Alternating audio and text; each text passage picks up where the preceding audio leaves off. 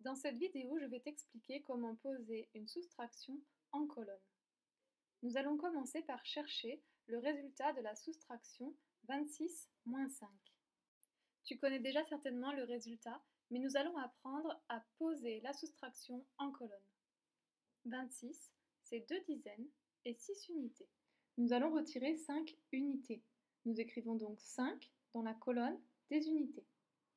Je n'oublie pas le moins et la barre du égal. Je vais faire la soustraction avec du matériel. 26, c'est 2 dizaines et 6 unités, c'est-à-dire 2 paquets de 10 et 6 unités. Je retire 5 unités. Il me reste donc une unité. J'écris alors 1 au niveau du résultat dans la colonne des unités. Et j'ai toujours mes 2 dizaines. J'écris donc 2 au niveau du résultat dans la colonne des dizaines. Le résultat de 26 moins 5 est donc 21.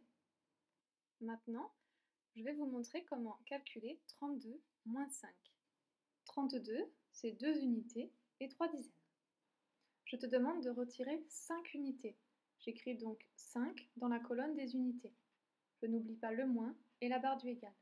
Je vais illustrer la soustraction avec du matériel.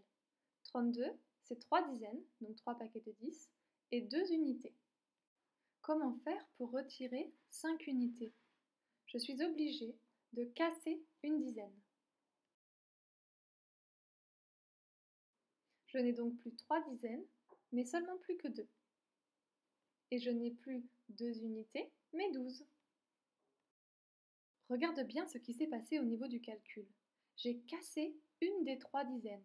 Il n'en reste donc plus que 2. Cette dizaine m'a servi à faire 10 unités. Je n'ai donc plus 2 unités, mais 12. En fait, 32, c'est aussi 2 dizaines et 12 unités. Je peux maintenant retirer 5 unités. 12 moins 5, il me reste 7. 7 unités que j'inscris au résultat dans la colonne des unités. Et j'ai toujours mes 2 paquets de 10. J'inscris donc 2 au niveau du résultat dans la colonne des dizaines. Le résultat de 32 moins 5 est 27.